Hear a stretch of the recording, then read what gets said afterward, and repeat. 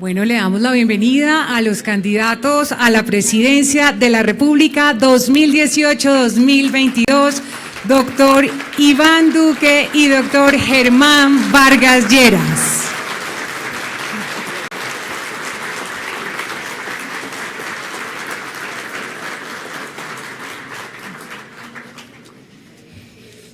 Bueno.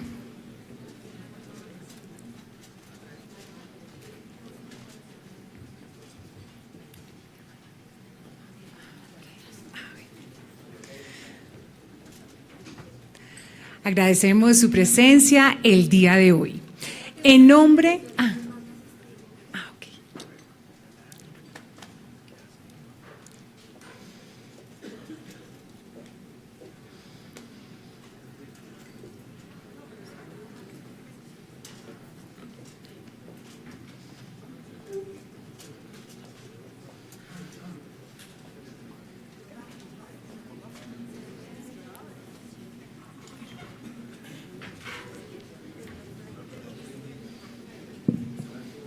Saludamos al candidato Germán Vargas Lleras, le damos la más cordial bienvenida. Muchas gracias por acompañarnos.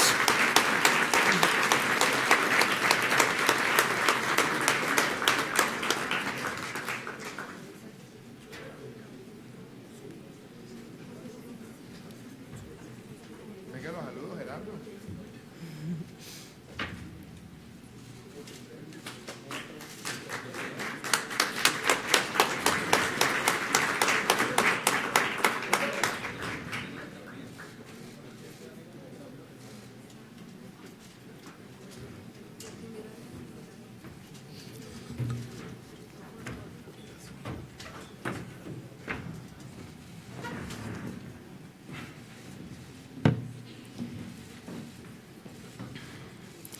Muy buenas tardes. En nombre de la Cámara Colombiana de la Construcción, Camacol, Presidencia Nacional, les damos la más cordial bienvenida al Foro Sectorial Construyendo Colombia, panel de candidatos a la Presidencia de la República 2018-2022. Saludamos a todos los asistentes y a quienes nos siguen a través de nuestro streaming. El objetivo de la agenda de esta tarde es presentar el diagnóstico y las principales propuestas sectoriales del documento Construyendo Colombia 2018-2022 frente a 4 pilares: acceso a la vivienda formal, promoción de proyectos de construcción y seguridad jurídica, construcción de ciudades de calidad y productividad sectorial, así como conocer la visión de los candidatos a la presidencia de la República 2018-2022 frente a estos temas. Saludamos nuevamente y damos la bienvenida a nuestros invitados, los candidatos a la presidencia de la República, doctor Germán Vargas Lleras y doctor Iván Duque Márquez. Camacol agradece la participación de nuestros amigos periodistas que nos acompañan y que cubrirán minuto a minuto este evento.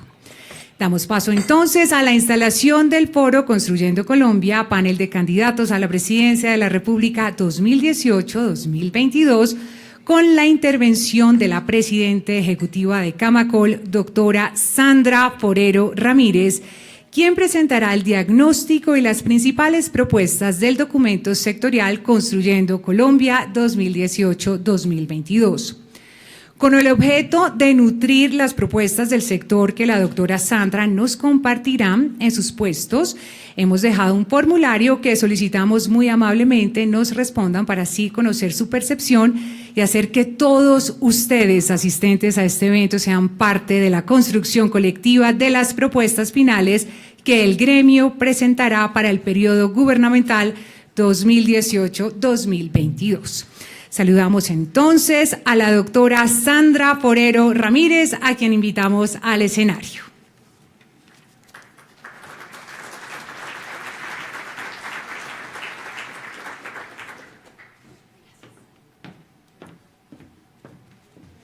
Bueno, muy buenas tardes.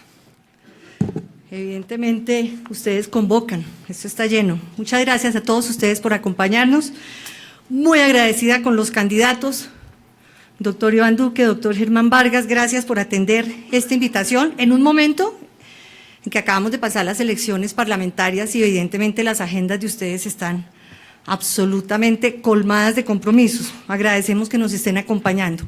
Un saludo a todos ustedes, a nuestros gerentes regionales, a nuestros miembros de Junta, y voy a arrancar porque me han pedido los candidatos y creo que finalmente ustedes vinieron fue a oír a los candidatos. Entonces vamos a hacer una cosa, la introducción que voy a hacer es básicamente presentar muy resumido el documento que le hemos entregado a todas las campañas con unas reuniones que hemos tenido con algunas de las campañas, no con todas nos hemos podido reunir. Tuvimos reunión con el equipo del doctor Iván Duque, con los equipos del doctor Germán Vargas, con los equipos de la doctora Marta Lucía en su momento y del doctor Humberto Lacalle, que desafortunadamente nos canceló, por eso ustedes estaban preguntando, lo estábamos esperando a él, pero nos canceló muy a última hora. Entonces voy con las propuestas. Nosotros tenemos un sector que no podemos olvidar y no puede quedar duda, y creo que estamos en un escenario que no cabe duda de lo que implica este sector. Es un sector que mueve 78 billones anualmente, eso es lo que produce este sector, pero adicionalmente jalonamos, y acá, amables candidatos, les quiero contar, este es un escenario donde están los constructores, pero también están los industriales, están los banqueros en las ramas que tienen que ver con el crédito constructor y el crédito hipotecario, están los comerciantes de insumos y están también representantes de las cajas de compensación. Y lo digo porque adicionalmente a esa inversión de 78 billones de pesos, lo que movemos en insumos es de 38 billones de pesos. Es muy importante también lo que en esos insumos dependen de nosotros, depende de que a los constructores les vaya bien la cadena completa, es decir, estamos hablando de 30 subsectores que jalan de manera importante la actividad edificadora.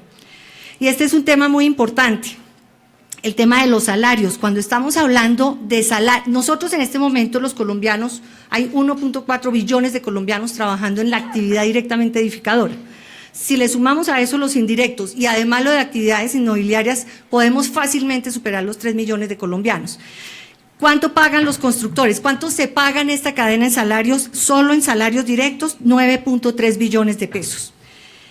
Y lo último que quería decir, resaltando la importancia del sector, es lo que ha empezado o lo que ha ganado el sector. Este sector cada vez gana más participación en la estructura económica y laboral del país. Por eso es un sector que no se puede desamparar cuando estamos a puertas de tener un nuevo Plan Nacional de Desarrollo. En el 2001, por ejemplo, la participación del PIB de edificaciones en relación al PIB total era de 1.8 y estamos hablando que en el 16 llega a 5.6%. Y lo propio pasa con empleo. La participación en el 2003 de esta actividad frente al empleo total era de 4.1 y ahorita estamos hablando de algo así como 6.4%. Voy a entrar directamente a las propuestas porque creo que seguir hablando de la importancia de este sector ya resulta redundante. Nosotros tenemos unas propuestas que tienen que ver con el nivel micro, que es fortalecer la demanda y lograr consolidar oferta para lograr la sostenibilidad del sector. En el nivel intermedio, nuestras propuestas están enfocadas a apoyar la transformación urbana y la construcción de ciudades de calidad, y a nivel macro, impulsar la productividad del sector. La mayoría de ustedes que estuvieron acá esta mañana oyeron a Diego Molano hablando de la importancia del tema de la digitalización, y si no vamos hacia allá vamos a tener grandes dificultades para hacer un sector sostenible. Están enmarcadas entonces en cuatro pilares que tienen que ver con acceso a la vivienda, promoción de proyectos de construcción y seguridad jurídica, la construcción de ciudades de calidad y la productividad, como ya lo dije. Básicamente, cuando estamos hablando de acceso a la vivienda, esto es lo que tenemos actualmente. Por supuesto, esos son 3 cifras de un documento mucho más robusto que ya tienen los candidatos, pero donde básicamente este país, para lograr atender el déficit y atender la creación de hogares, atacar el déficit habitacional y atender la creación de hogares, estamos hablando de la necesidad de producir anualmente 300.000 unidades de viviendas. Por supuesto, siempre hablando de la formalidad, que es lo que representamos acá y lo que está representado en este auditorio. Cuando hablamos de crédito hipotecario en el PIB, ahí hay un tema muy importante y es que solo el 6% de la participación del crédito hipotecario en el PIB, muy al contrario de lo que pasa en países como Chile y Panamá, o lo que podemos ver de la población que vive en condiciones de arriendo. Un estudio que hizo Julio Miguel Silva para el Banco Mundial muestra el mercado de arriendo en el país mueve 24 billones de pesos. Lo ideal acá es que estos 24 billones hagan parte de la política de vivienda y entren de manera formal, porque no es necesariamente un mercado muy formal. Nuestras propuestas en ese sentido, y entonces acá solo voy a hablar de las propuestas, porque donde me ponga a hablar de las acciones no acabamos nunca. Las propuestas son básicamente 4. Una, la articulación efectiva y continuidad de las coberturas en la tasa de interés y el subsidio familiar de vivienda. Esto no es nada distinto y lo tengo que decir abiertamente y con toda claridad, que los programas que tiene el gobierno actualmente son programas que han movido la actividad, pero no solo han movido la actividad, sino han permitido superar una parte del déficit y atender formación de hogares. Entonces, la propuesta es estas coberturas a la tasa de interés más a la cuota inicial, mantener esto con unos ajustes y unas mejoras que más adelante o en el transcurso de lo que nos queda de trabajo por delante podemos seguirles presentando. La profundización de la financiación de vivienda, creo que ahí hay varias cosas que a ustedes, a los dos les hemos oído en las propuestas y seguramente ahorita lo van a plantear. La promoción de la construcción para arrendar, también voy a dejar el espacio abierto porque hay varias ideas con varios tipos de mecanismos en el tema de arrendamiento, pero lo importante es incorporarlo a la política de vivienda y los incentivos al ahorro y a la inversión de vivienda nueva. Y ahí me refiero, es muy importante pensar en también, no solo en la vivienda social, sino también lo que puedan proponer ustedes en la clase media. El otro pilar, el segundo pilar, tiene que ver con la promoción de proyectos de construcción y la seguridad jurídica. Ahí voy muy rápido, pero básicamente esta es la gran discusión que se da en el país de la calidad de los planes de ordenamiento, de lo que está pasando y es una coyuntura, se volvió un tema estructural de nuestra actividad, no es un tema marginal, el ataque permanente a las licencias de construcción y a los derechos adquiridos y lo que implica en trámites para el sector, esta cifra sí la tengo que decir porque además hicimos todo un ejercicio para poderla consolidar y es 2.7 billones de pesos anuales significa la demora de los trámites y procedimientos asociados al desarrollo de los proyectos. Ahí entonces tenemos 8 propuestas y 26 acciones, propuestas que tienen que ver con seguridad jurídica y la importancia, esto todo al interior tiene las acciones, pero esa parte la voy a dejar para que la desarrollen los candidatos. La adopción de los instrumentos de planificación de manera transparente, con un estatuto de instrumentos de financiación del desarrollo urbano, todos ustedes saben lo que pasa en este país con temas como la plusvalía, la valorización, la importancia de tener mecanismos para la infraestructura urbana, la provisión, hay un rompimiento total, ahí tenemos unas propuestas que estamos seguros que pueden llegar a implementarse si uno logra que las empresas de servicios públicos, específicamente agua potable y saneamiento básico, se articule al desarrollo formal de la ciudad. La redefinición de vivienda de interés social, ese es un tema permanente, nosotros pues todos los días sale un reglamento técnico nuevo, una regulación nueva y necesariamente se requiere, y es un tema de plan de desarrollo, revisar los topes de vivienda prioritaria, de vivienda social y ver sobre todo qué tanto esos reglamentos realmente le están aportando a la vivienda o más bien esos nuevos topes más bien se van a más área. Pero mientras que no revisemos la pertinencia de esos reglamentos, tenemos que mantenernos con una vivienda social por encima de los topes que está establecido, digo, a futuro. Ya dije la racionalización de trámites, ahí están todas las ideas y propuestas en temas de plataformas y de transparencia que requerimos. La gestión oportuna de suelo urbanizable, ahí solo quiero decir el trabajo articulado con los municipios. Incentivos a los municipios, mirar cómo de la mano con ellos podemos generar el suelo. Las propuestas están enfocadas a, ellos ponen sus metas en vivienda y en suelo y las propuestas para que el gobierno nacional pueda, desde su nivel, poder aportarle a los municipios para lograr las metas.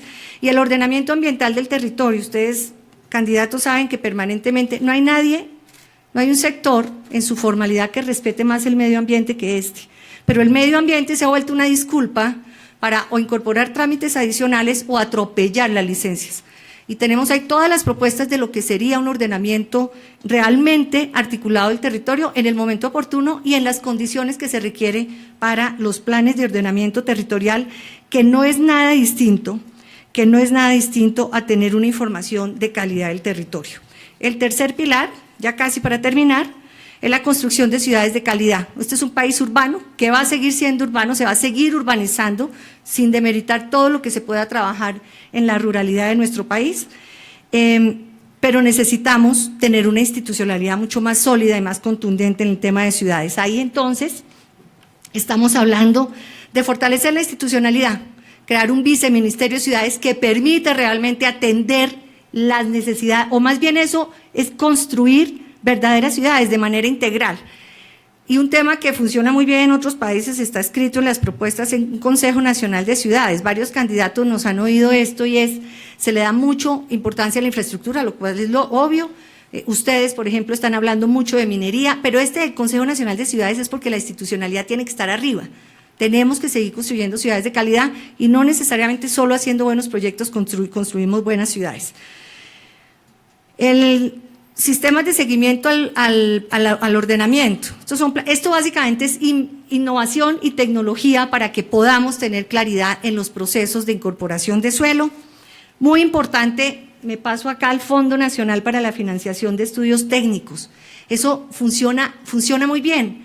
Eso lo podemos lograr con banca multilateral, haciendo programas serios de asistencia técnica con los estudios que sí necesita el municipio y acabar con esto, la mala información del territorio, que lo que llena al país es de discrecionalidad y subjetividad en los funcionarios públicos. Y hay un último punto que lo estamos acabando de estructurar, pero lo incorporamos acá, que es el tema del control urbano. Nosotros lo que queremos, y eso lo decimos en todos los escenarios, es de manera tajante diferenciarnos de los informales y de los ilegales. Por eso la propuesta novedosa que sale del control urbano sale desde acá. A nosotros no nos interesa que nos hagan control urbano porque somos los que trabajamos de manera formal, pero tiene que ser un control urbano objetivo y que realmente persiga la informalidad. Y el último pilar es el que tiene que ver con productividad. Estuvimos por la mañana, como les dije, con todo un panel que se organizó frente al tema y la importancia de la digitalización. Aquí ya no es el tema que los bogotanos se fueron a las regiones, sino que el país se está llenando de constructores de otros países. Y esos tienen el tema de la digitalización de manera más contundente incorporada en sus procesos. ¿Por qué lo traigo acá? Porque si bien es un tema de privados, también necesitamos que sea un tema de incentivos para que el sector público esté en el nivel de digitalización que pueden estar los privados. Eso es lo que se llama SBIN, que lo digo porque el auditorio conoce perfectamente eso. Camacol ya constituyó el BIM Forum Colombia para estar al nivel de Chile, por supuesto estamos arrancando un poquito antes, de México y Brasil, pero necesitamos una articulación y las propuestas están enfocadas a esto, una articulación con el sector público. Plan de formación integral para el trabajador. Uno de los temas que más surgió, que más resultó visible en el estudio de riesgos que hicimos con McKinsey fue la calidad de nuestra mano de obra. Y aquí lo que estamos es una propuesta, creería yo que es agresiva, pero es necesaria. Estamos hablando de fortalecer la institucionalidad que tiene que ver con la mano de obra, flexibilizar los lineamientos de formación y poner a disposición de ustedes todo un estudio que tenemos frente a la mano de obra de dónde están las necesidades de mano de obra, qué es lo que se requiere de nuestros trabajadores de la construcción y cómo podemos realmente formarlos integralmente. Termino esta parte hablando de la importancia de algo que ya trabajamos nosotros, que es el tema de construcción sostenible, contarle a los candidatos que somos los operadores de la certificación EDGE, que es la certificación del Banco Mundial y de IFC, y lo que estamos buscando acá es cómo promover los incentivos, no solo para el constructor, porque los constructores ya arrancaron, sino para la industria y para el comprador, que un comprador de vivienda tenga incentivos cuando acceda a una vivienda que está certificada. Pues yo digo con EDGE, pero puede ser con cualquier otra de las certificaciones.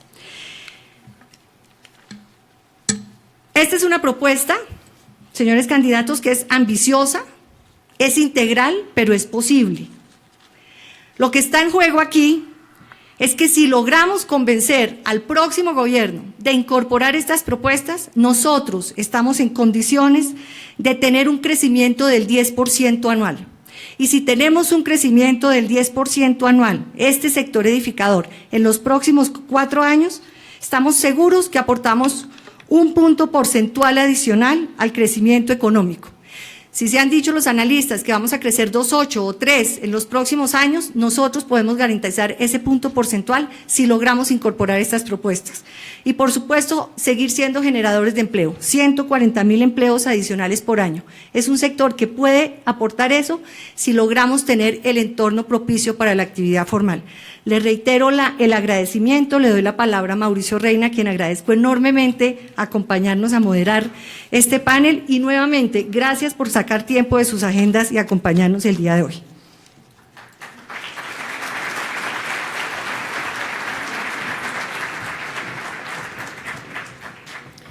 Muchas gracias, doctora Sandra. Les recordamos el formulario sobre las propuestas presentadas por la doctora Sandra para que hagan ustedes parte de su construcción colectiva y podamos entregar al nuevo gobierno un documento fortalecido con la participación de nuestros afiliados. Para iniciar el foro sectorial Construyendo Colombia, saludamos al doctor Mauricio Reina Echeverry, a quien hemos invitado para que realice la moderación del panel de candidatos. Mauricio Reina es economista de la Universidad de los Andes, con máster en economía de la misma universidad y máster en Relaciones Internacionales de la Universidad Johns Hopkins. Actualmente es investigador asociado de EPE Desarrollo, donde lidera estudios en los campos de economía internacional, política económica, análisis sectorial, economía y cultura, entre otros. Mauricio, bienvenido. Muchas gracias, doctora Sandra, gracias a Camacol por esta invitación a moderar este panel de los candidatos. Yo voy a estar aquí en el podio y ustedes, si les parece, intervienen desde los asientos o si se quieren parar en algún momento, por supuesto. Las reglas del juego que hemos propuesto son las siguientes. Una primera intervención de cada uno de los candidatos, más o menos general, dando su visión del sector, su visión de la situación actual del sector. Quizás si alguno quiere hacer un comentario un poco más general sobre la situación económica o política, digamos que en ese saludo principal o en primera instancia va a haber ese enfoque general. Y a partir de allí yo voy a formular una pregunta a cada uno de ellos sobre cada uno de los 4 grandes temas que contiene la propuesta de Camacol a las campañas, es decir, 4 preguntas a cada uno con quizás alguna contrapregunta que haya en el camino. Ese es el formato que vamos a usar en la tarde de hoy. Tenemos aquí un reloj que se va a controlar y es visible para los candidatos, de manera que esperamos que todo se dé dentro del tiempo previsto. Para evitar algún tipo de suspicacia sobre el orden de las respuestas, yo creo que lo más justo es ir por el orden alfabético, de manera que le quiero dar sus 10 minutos de saludo general al doctor Iván Duque. Doctor Iván, por favor. Sí. Muy buenas tardes a todos ustedes. Para mí es un verdadero honor estar acá en este foro de Camacol. Saludo a la doctora Sandra Forero, al doctor Carlos Arango, a Marta Moreno, a Camilo García y a todos los afiliados. A mí me dijeron esta mañana pues que veníamos aquí al sector de la construcción y que venía el doctor Germán, entonces yo dije que yo me sentía como cuando el River va a jugar a la Bombonera, ¿no? Pero porque juego acá de visitante, pero la verdad es que me motiva mucho, era un chiste nomás, no se preocupe. La verdad es que me motiva mucho estar acá y saludo a Germán y a su equipo, al senador Carlos Fernando Galán, que está por acá, a otras personas de su equipo. Yo quería empezar estas reflexiones de la siguiente manera. ¿Dónde estamos hoy como país y cuáles son las decisiones que tenemos que tomar para dinamizar el sector conociendo muy bien las restricciones fiscales que tiene el país. Entonces, lo primero es reconocer, sí, tenemos un país de 50 millones de habitantes, de los cuales tenemos 14.3 millones de hogares. De esos 14.3 millones de hogares, ¿cuántos son los hogares que tienen hoy un problema de déficit habitacional? Y esa cifra nos llega a 4.5 millones, de los cuales 1.2 millones de hogares tienen un problema de déficit cuantitativo y tenemos 3.2 millones de hogares que tienen un déficit cualitativo. Con esa realidad, ¿cuál es la propuesta que nosotros queremos plantear hoy? ¿Cómo llegar a resolver 1.5 millones de soluciones habitacionales con un presupuesto que sea realizable y ejecutable en los próximos 4 años? Para lo cual la propuesta nuestra va a cimentarse en un presupuesto de 2.7 billones de pesos por año entre el 2018 y el año 2022. ¿Cómo tenemos pensada esa distribución? 900.000 soluciones van a ser de déficit cuantitativo y 600.000 van a ser de déficit cualitativo. Si eso lo hacemos, el impacto en crecimiento económico lo tenemos calculado en 0.3% del PIB en los próximos 4 años. Y podemos también impactar positivamente en el 0.5% del empleo. ¿Cuáles son entonces las propuestas?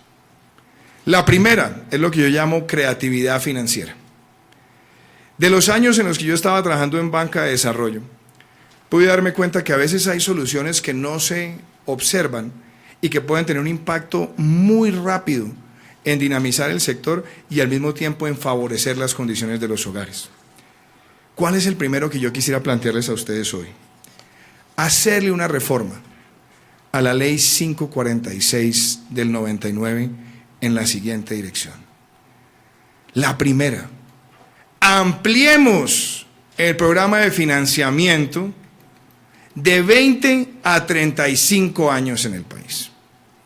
Eso nos sitúa a la vanguardia, o más que la vanguardia, siguiendo las mejores prácticas de otros países. Hay otros países de la región que ya tienen financiamiento de más de 30 años, y eso permite, adicionalmente, que podamos ampliar el monto financiable del 70 al 80%.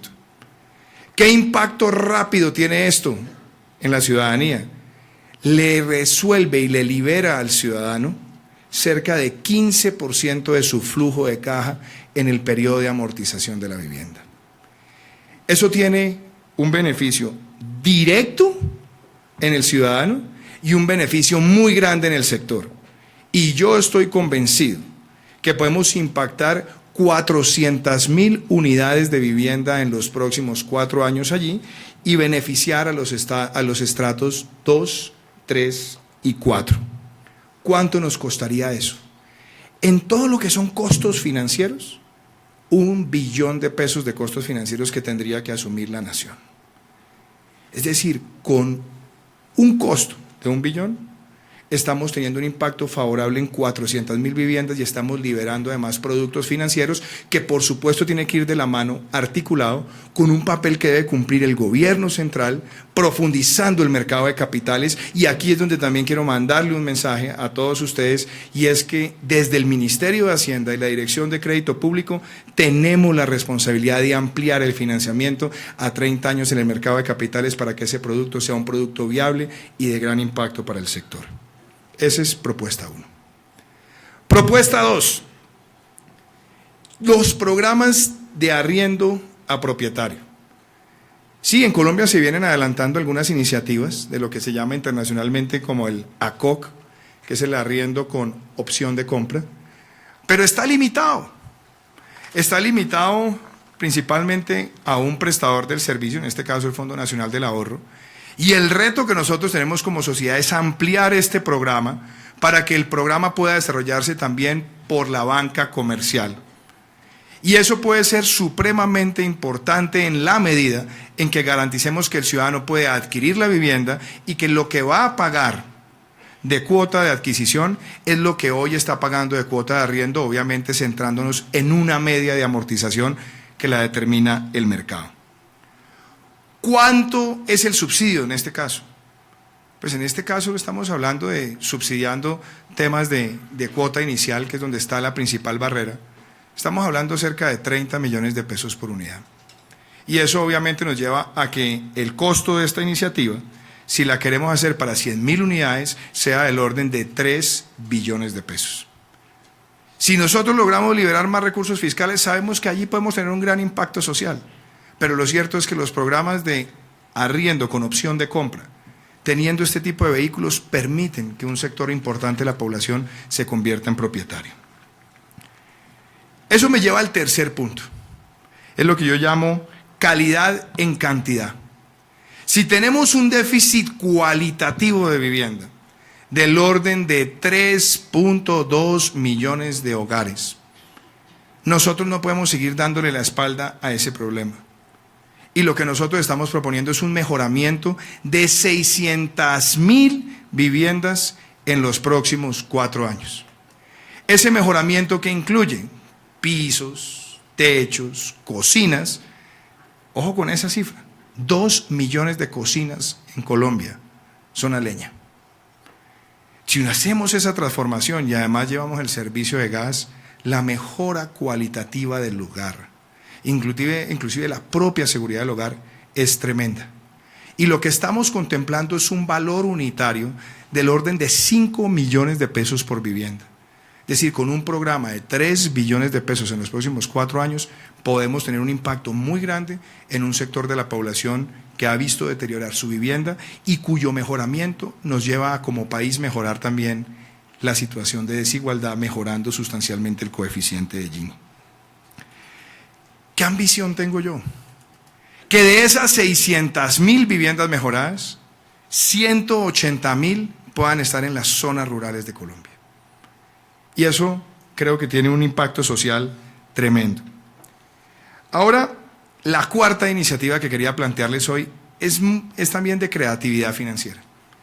Hemos hecho un cálculo y por cada 50 puntos básicos que nosotros podamos disminuirle con el aporte del Fondo Nacional de Garantías al costo del acceso a la vivienda, podemos apalancar cerca de 7 billones de pesos en financiamiento para el sector. ¿Cuánto nos puede costar eso? 500.000 millones de pesos. Con 500.000 millones de pesos que inyectemos para bajar el costo de la garantía que entrega el Fondo Nacional de Garantías, podemos apalancar el financiamiento de vivienda en 7 billones de pesos. Y creo que esa es una medida muy importante y tenemos calculado que esto pueda también beneficiar otras 100.000 viviendas en los próximos años, concentradas en los estratos más bajos. El quinto punto que les quiero compartir a ustedes: eficiencia, hacer más y corregir las cosas donde estamos atascados. Yo no soy constructor, pero sí he estado mirando un problema crónico. Yo a veces me pregunto por qué el mes de enero a veces es tan negro para el sector, sabiendo que es un mes con estacionalidad positiva en el resto de países. Y lo que nos damos cuenta es que no se hace oportunamente el CONFIS, y el CONFIS no se hace oportunamente y no activa el otro sí, el Banco de la República, para el mantenimiento del FRECH, para la renovación del FRECH. Yo quiero que el primer día hábil de enero nosotros tengamos ese CONFIS expedido y que pueda activar rápidamente el trabajo del sector. Nos ahorramos 45 días que se están perdiendo anualmente en estacionalidad positiva en un mes que es cuando llegan las personas con bonificaciones y otros ingresos, y que curiosamente se ha ido convirtiendo en uno de los meses de más alto desistimiento, quizás detonado por esas demoras. El otro tema, y aquí quiero decirlo con total franqueza, uno tiene que reconocer las cosas que se han hecho bien y que se deben convertir en política de Estado, que es el sexto punto. El FRECH hay que fortalecerlo y hay que garantizarlo. Hay que tener esa herramienta a disposición del sector. Mi compromiso es seguir manteniendo esa herramienta. Y quiero hacer 2 anuncios adicionales. Yo he visto que hay una generación de colombianos, quizás en la que estoy yo, que quizás no vayamos a vivir nunca de la pensión, pero hay que empezar a generarles ese ahorro. Yo creo que los beneficios que hay para la adquisición de la primera vivienda deberían extenderse para una segunda vivienda una vez se haya hecho una amortización de más del 50% de la primera, para que se convierta también en una posibilidad de ahorro. Y quiero dejar planteado el otro tema. Se necesita un régimen prestacional, un régimen laboral, más que prestacional, especial para el sector de la construcción, que también creo que incide positivamente en los temas de productividad y que le facilita a muchos operadores del sector tener mucha más facilidad de acción.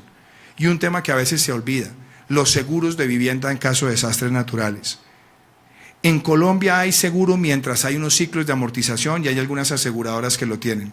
Pero el ejemplo que yo quisiera dejarles a ustedes es el de Turquía, y es que después de haber visto un terremoto con unas dimensiones terribles, con el impuesto predial se empezó a generar un impuesto, obviamente descontándole al impuesto, para que se pueda tener una cobertura frente a cualquier siniestro.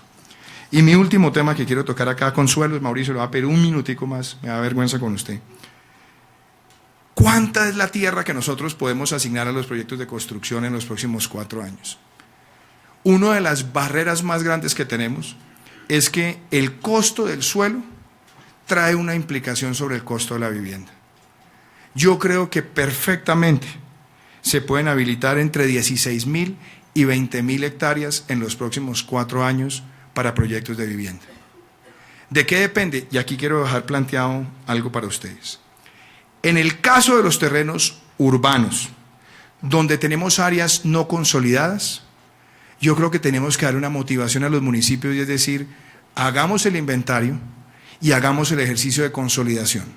70% lo aporta el gobierno nacional y el 30% lo puede aportar el municipio por la vía de las regalías. Eso nos puede a nosotros tener una meta inclusive más ambiciosa para ampliar ese espectro. Y en lo que tiene que ver con las zonas urbanizables, sobre todo en el componente de residuales, yo creo que ahí tenemos que hacer un gran esfuerzo con la banca multilateral, con el programa del Banco Mundial de Ciudades Resilientes y el de Ciudades Sostenibles, para que el monitoreo se haga y se pueda hacer la apelación al plan de ordenamiento territorial con pleno cumplimiento, dándole la asistencia técnica al municipio.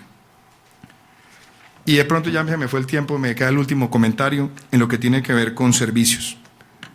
Yo creo que el sistema de servicios públicos en el país, de subsidios cruzados, es bueno, le sirve a Colombia, pero creo que debemos apelar a la experiencia de Suecia o de Ucrania, que es un país muy similar con Colombia en ingreso per cápita, y en PIB inclusive hay muchas similitudes, para que todos los temas de transparencia en la información, de subsidios en servicios públicos, se haga con tecnología de blockchain y podamos quitar esas asignaciones que no son objetivas. Un caso que ustedes saben aquí en Bogotá, el barrio Juan 21, que está entre Champinero Alto y Rosales, que si usted lo ve por la asignación de los subsidios, claramente está siendo castigado.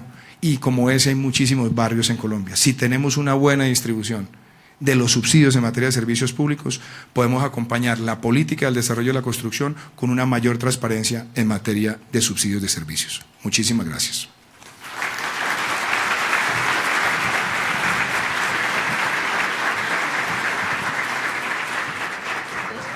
Muchas gracias, doctor Iván Duque.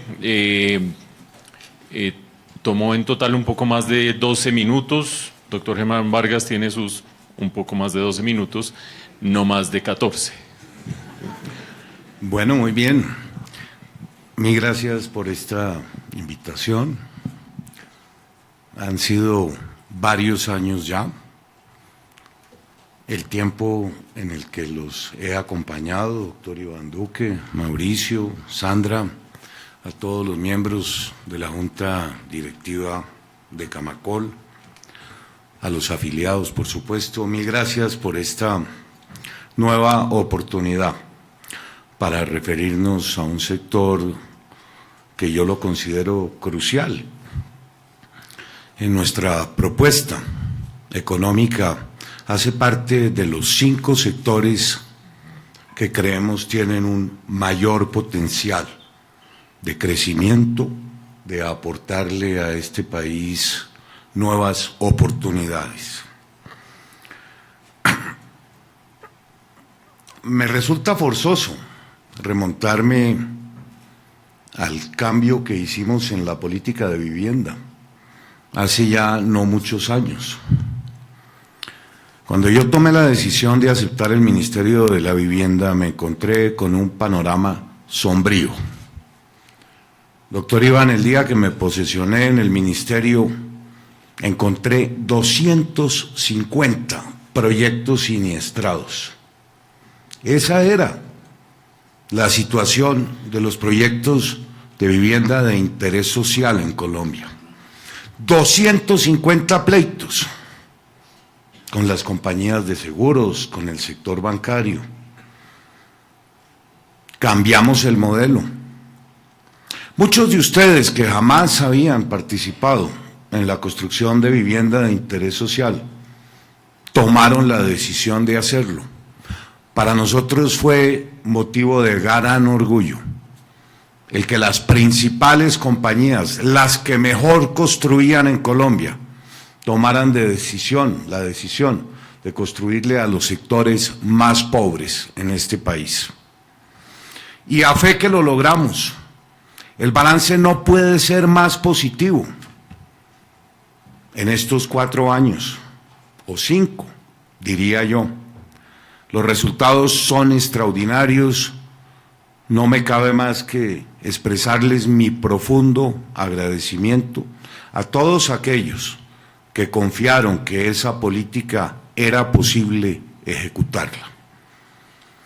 Yo recuerdo bien, en mis recorridos por el país, todo el mundo creía que éramos unos embusteros cuando pusimos en marcha el programa de la vivienda gratuita, programa que yo quisiera preservar y cuya meta hemos fijado en 150,000 nuevas unidades. Nos criticaban por populistas, por embusteros. La realidad de las cifras eran indiscutibles.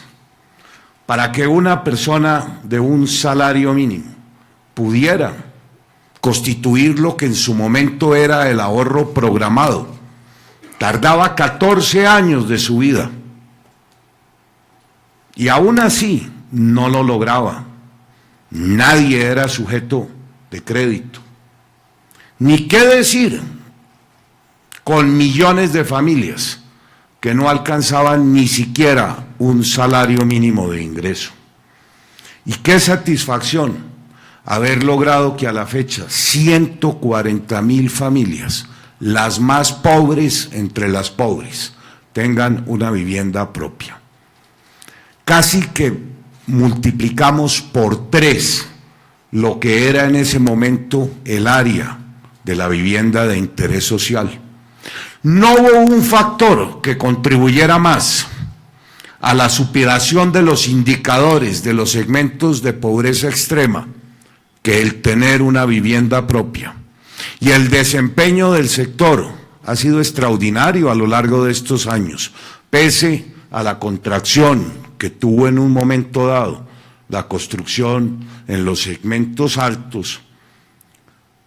¿Qué hubiera sido del sector si no hubiéramos tenido todos estos programas en marcha?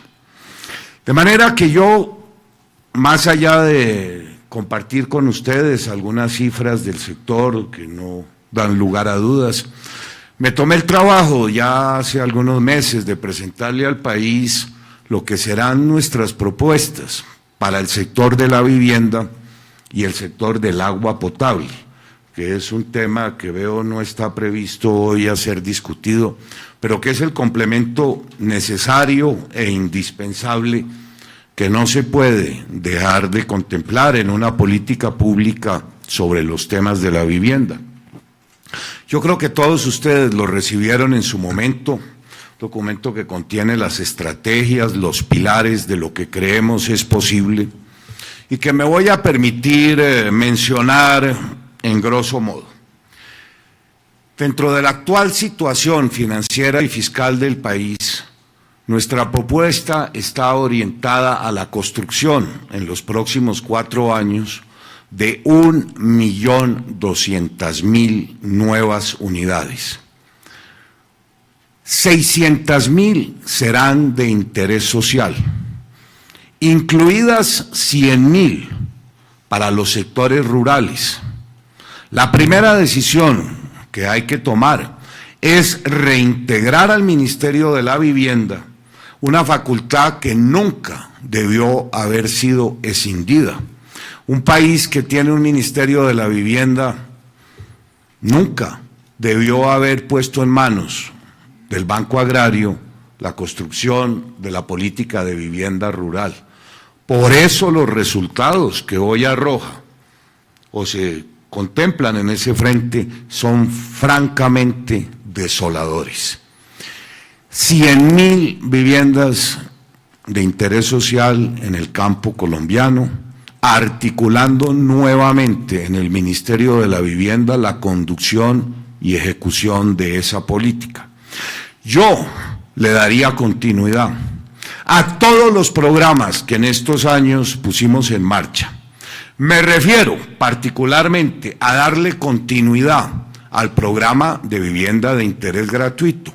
Tenemos que entender que aún miles y miles de colombianos, que fue la principal motivación que en su momento tuvimos para diseñar y poner en ejecución este programa, no tienen ninguna capacidad de ahorro, ninguna.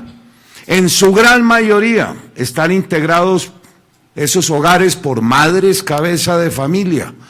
No reúnen ni siquiera un ingreso cercano a los 200.000 pesitos mensuales. Qué satisfacción que dentro de esas 140.000 unidades que se entregaron en estos años, 80.000 de esas viviendas hayan sido escrituradas a madres cabeza de familia. De manera que, para redondear la idea, yo le daría prioridad y continuidad a este programa. Luego pusimos en marcha 2 programas que han sido extraordinarios. El de Mi Casa Ya, en la versión 1 a 2 salarios mínimos. Cada vez que se ha relanzado este programa, en pocas semanas ha sido absorbido por el mercado, y es natural que así sea. En la medida en que el Estado subsidia la cuota inicial, miles de familias colombianas pueden adquirir su vivienda con una modestísima cuota de 180, 190.000 pesitos, que es la tercera parte de los ingresos que las familias de 1 a 2 salarios mínimos reciben mensualmente. Le daría también continuidad al programa Mi Casa Ya, cuota inicial, para absorber el segmento de las familias colombianas entre 2 y 4 salarios mínimos, en donde el valor de la unidad se duplica, también el monto de la cuota, pero que es un programa que actualmente va muy bien. Muchos, centenares de proyectos avanzan en su colocación y comercialización. Pusimos también en marcha un segundo subsidio para el sector formal.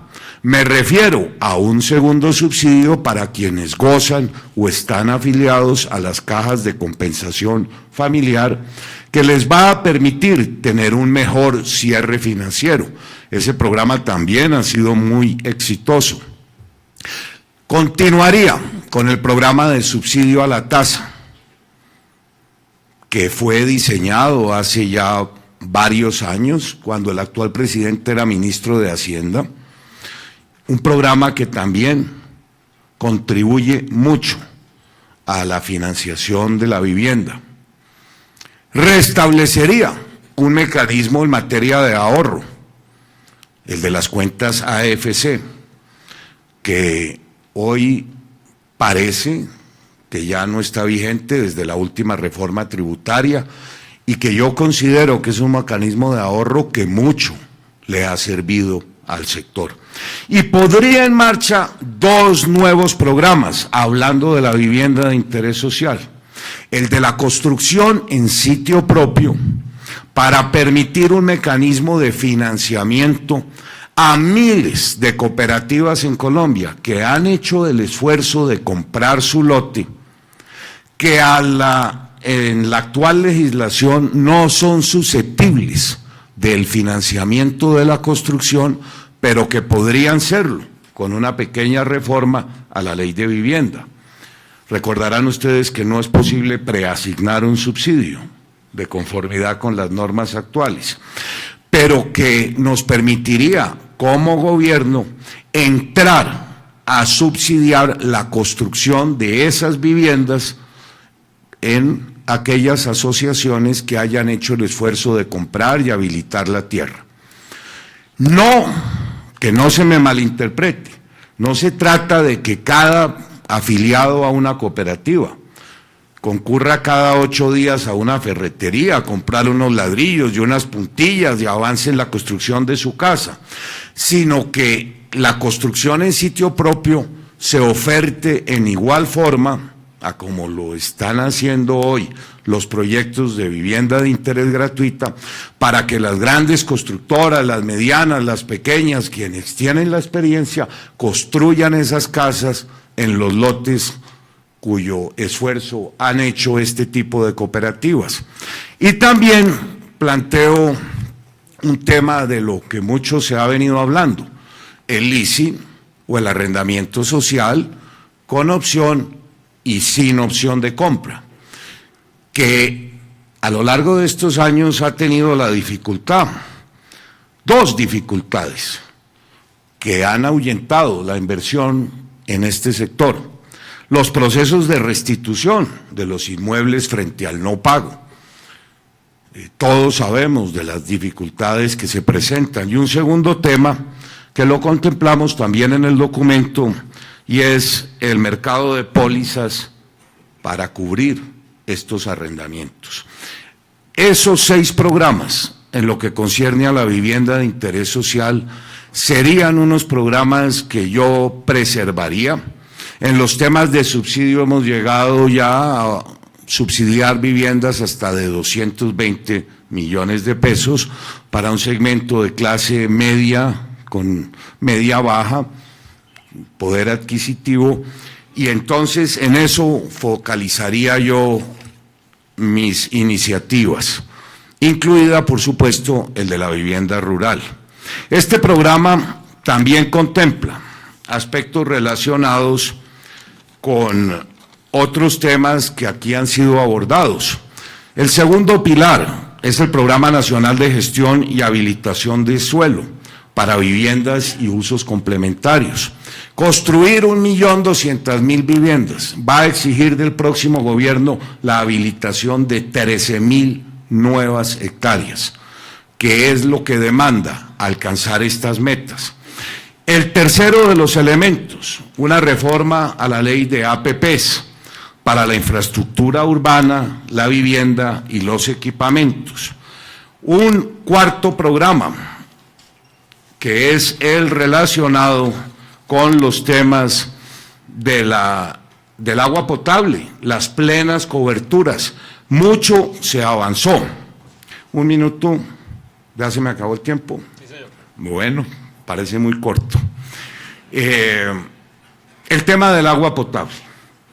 Tenemos la satisfacción de haber logrado incrementar las coberturas en el tema de agua potable en estos años. No olviden ustedes, se pusieron en marcha y ejecutaron 2.500 proyectos de acueductos, de alcantarillados. Ese es un tema indispensable, pero aún tenemos 4 millones de colombianos en las áreas rurales que carecen de un adecuado servicio. Es forzoso. Sin agua, sin servicios, sin disponibilidad de servicios, no podremos ni habilitar ni avanzar en la construcción de estas importantes metas. Lastimosamente, la gran mayoría de los municipios de Colombia, categoría 6, 5, 4, aún 3, no disponen de los recursos propios para asumir una responsabilidad que es del orden municipal. De manera que también en este documento, y de ser posible ahora, profundizaremos en los propósitos que tenemos para lograr las plenas coberturas. Y en lo que tiene que ver con el programa de mejoramiento, recordarán ustedes que también pusimos en marcha una muy importante iniciativa, que fue el de las conexiones intradomiciliarias. 80.000 viviendas fueron beneficiadas de la acometida de los servicios públicos, de la instalación, ¿quién lo creería?, de servicios básicos, sanitarios, duchas, lavaderos, lavamanos. 80.000 viviendas se beneficiaron de este tipo de servicios, y eso es algo formidable, poco costoso y muy deseable en un país donde miles y miles de hogares, y quién lo creyera, aún en las capitales de departamento, carecen de los servicios más esenciales. Bueno, por ahí voy cerrando esta primera intervención, puntualizándoles cuáles son los programas que constituyen la estructura central de nuestra propuesta. Muchas gracias.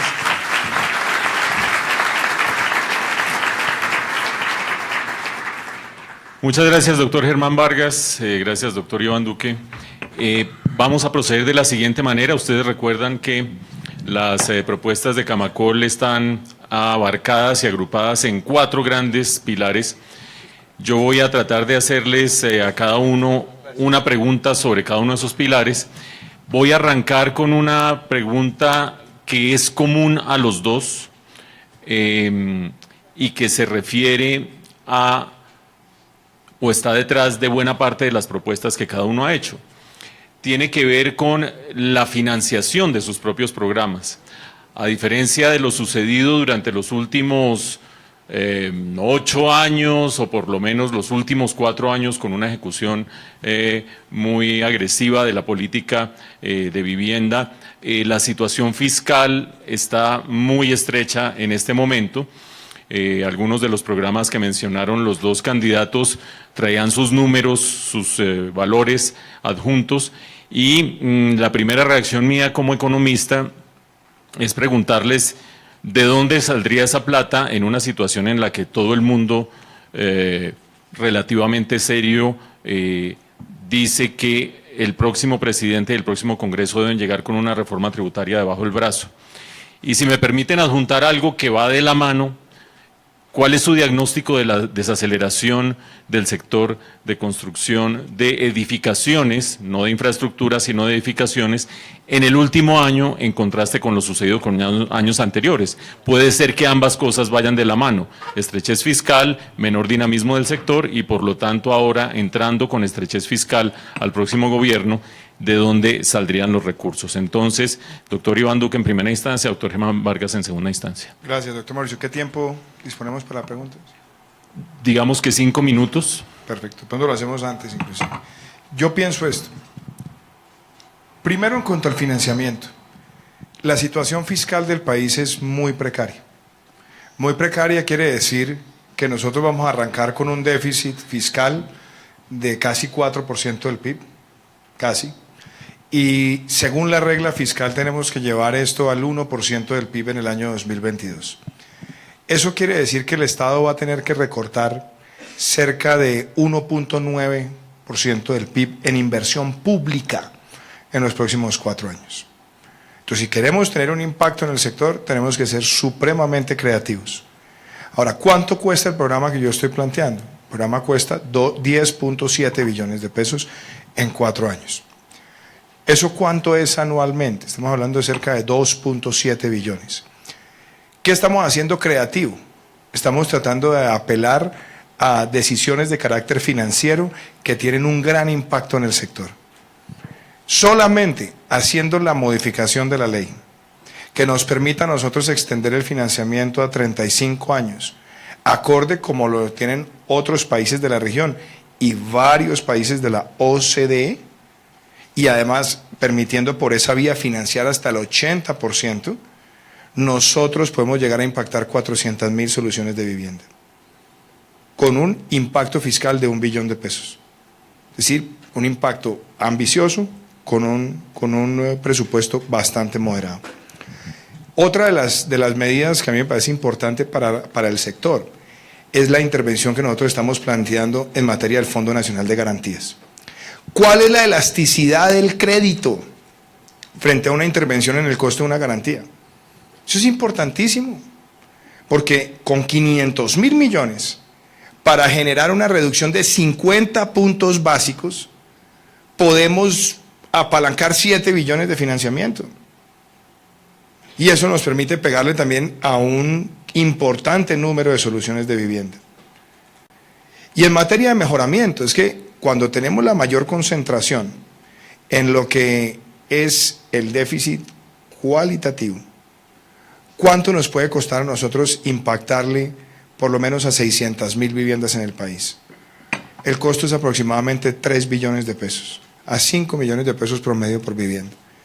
Entonces, primero, es bastante financiable, tiene un impacto sobre el presupuesto actual del sector de apenas 300.000 millones adicionales en lo que es inversión. Entonces, me parece que es bastante realizable dentro de un horizonte de tener que recortar recursos de la inversión pública. ¿Qué creo yo que le ha pasado al sector? A mí también me preocupa mucho la desaceleración. Me preocupa muchísimo la situación en la que cerró el sector en el año 2017. Y me preocupa mucho porque este debería ser un sector contracíclico. Además, les recuerdo, esto que estamos viviendo es en medio del PIPE 2, que decían que era el plan de impulso para la productividad en la economía. Yo diría que era el plan de impulso para la popularidad en las encuestas. Pero la verdad es que en medio del PIPE, que debería estar dándole reactivaciones a sectores prioritarios, la situación en la que cerró el sector en el 2017 me parece preocupante. Yo creo que lo que estamos planteando acá le ayuda mucho al sector. Y la medida que propuse también. Yo comparto lo que dice Germán de las AFC, pero yo no entiendo, el gobierno a veces borra con el codo, Germán, lo que hace con la mano, porque era un buen programa. Era un programa que le permitía a la clase media acceder a la vivienda. Yo no solamente lo quiero revivir, sino que quiero decir lo que planteé acá. Después de amortizada la primera vivienda en un 50%, se debería permitir el mismo beneficio para una segunda vivienda, solamente para 2. Pensando en un sector del país que debe empezar a acumular un ahorro futuro y que además puede empezar a generar una fuente de ingreso adicional para el hogar. Entonces ayuda al ahorro, ayuda a crear capital y al mismo tiempo dinamiza el mercado financiero e impacta positivamente en el sector. Entonces, en resumen, lo que usted tiene acá es una propuesta viable desde el punto de vista presupuestal, viable en las condiciones económicas que tiene el país, y creo yo que con esa ingeniería financiera que hemos planteado en 2 de las 6 propuestas que he traído acá, ayuda muchísimo. Y déjeme cerrar con la última cuñita, que me quedan 25 segundos. Eso que yo dije de cómo podemos ganar eficiencias, insisto, lo de los meses de enero, que los confis salgan rápido, que además permita que el Banco de la República haga el otro, sí, el FRECH ayuda, pero se me quedó por decirles 10% de los subsidios de este país al año no se están ejecutando. Y eso es un tema de asignación que también puede tener un gran impacto en el sector. Gracias, Mauricio. Muchas gracias, doctor Iván. Doctor Germán. Doctor Mauricio, lo primero que tenemos que reconocer es que la vivienda de interés social en Colombia tiene que estar subsidiada, y esos no son otros que recursos que provengan del presupuesto general de la nación. Ustedes bien lo saben. Esa es el principal instrumento y es la única fuente de financiación.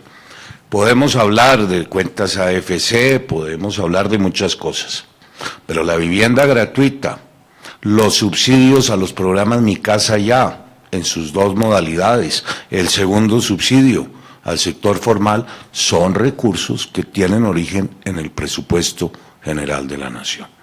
Yo no creo que haya recursos mejor invertidos para los sectores sociales que los orientados a los temas de la vivienda. Como ya les decía, tener una casa propia contribuye enormemente a la formalización de esas familias, libera recursos para la educación, para la salud, para la alimentación. De manera que, si usted contempla que hoy estamos gastando 11 billones de pesos, mal sumados, en 22 programas de menor impacto, pues yo canalizaría, aún en medio de cierta estrechez fiscal, muchos de esos recursos al programa más exitoso, que es el de garantizarle a una familia en Colombia. Y digo 11 billones de pesos, porque eso es lo que se está gastando en 22 programas, hoy dispersos en todas las entidades del Estado. Y ninguno de ellos alcanza el impacto que tienen los subsidios a los temas de vivienda. Para que nos hablemos claramente, podemos buscar fuentes alternativas, podemos profundizar el crédito hipotecario, podemos darle incentivos tributarios a las cuentas AFC y a muchas otras fuentes. Pero si queremos en el próximo cuatrenio cumplir una nueva y muy ambiciosa meta de superar en un 40% el déficit habitacional de este país, tenemos que hacerlo con los únicos recursos que son los originados en el presupuesto nacional, así haya que focalizar recursos hoy asignados a sectores que no están teniendo el impacto que los programas de vivienda tienen. Desde el punto de vista de la generación de empleo, ningún otro sector responde más rápidamente desde el punto de vista de generación de empleo. Ningún otro sector logra llegar a la totalidad del territorio nacional, como lo son los programas de vivienda. Ningún otro sector, y es la tercera vez que lo digo, ha permitido que los niveles, los segmentos de pobreza extrema tengan indicadores más favorables al programa de vivienda. Esa, por supuesto, es mi respuesta. Refocalización. Yo sacrificaría, de ser necesario, muchos otros programas, excepto el de cofinanciar a los municipios, en ampliar sus coberturas de agua potable y en cofinanciar y darle continuidad a los programas que pusimos en marcha en materia de vivienda. Solamente para darle claridad a esa respuesta, doctor Germán, denos 2 ejemplos de programas a los que usted le recortaría recursos para asignarlos a la vivienda. Mire, no quiero precisarle así, pero estamos gastando 11 billones de pesos. Por un lado tenemos los programas de mujer rural en el Ministerio de Agricultura con resultados muy cuestionables. Tenemos el programa de los adultos mayores adscrito al Ministerio de Trabajo. Tenemos al DPS gastándose cerca de 7 billones de pesos, a veces con subsidios bastante distorsionados. Tenemos en el Ministerio del Interior programas afrocolombianos e indígenas. Como le digo, tenemos una alta consejería de equidad de género en la presidencia. Tenemos los programas de la juventud, también en otra alta consejería. Son 22 programas. Y no quiero precisarle cuál de ellos es más importante o menos importante, pero es demasiado dinero el que se está gastando anualmente en subsidios, 11 billones de pesos, y cuyo impacto en algunos de ellos es bastante cuestionable. Por eso es que yo le propuse a Colombia que recojamos todos esos programas y los focalicemos a costo cero, reconvirtiendo al DPS en un ministerio que denominaríamos de la familia, pero no porque se vaya a ocupar solo de los asuntos de la familia, sino porque es la oportunidad de potencializar esos recursos, hacer los cruces de información, que una familia no siga recibiendo 4, 5 y 6 subsidios, y de todos los programas, el que yo considero que es el prioritario, el que más, como lo he resaltado, ha contribuido a muchos frentes, es el de vivienda. De manera que no me diga que le mencione cuál sí, cuál no, pero ese es el panorama. Todo el Estado colombiano tiene programas sociales en sus propios nichitos de mercado. Pero el balance general de esos programas es muy cuestionable en términos de la eficiencia, del aporte y de los resultados. Yo no me quiero desviar de la línea central del debate, pero no puedo dejar pasar una alusión a una encuesta de Latinobarómetro que se refiere a lo que está diciendo el doctor Germán. Al final del año pasado salió la última edición de Latinobarómetro y se le preguntan a distintos países de América Latina, a la gente, ¿usted recibe o no en este momento una ayuda directa del Estado? Ayuda directa del Estado.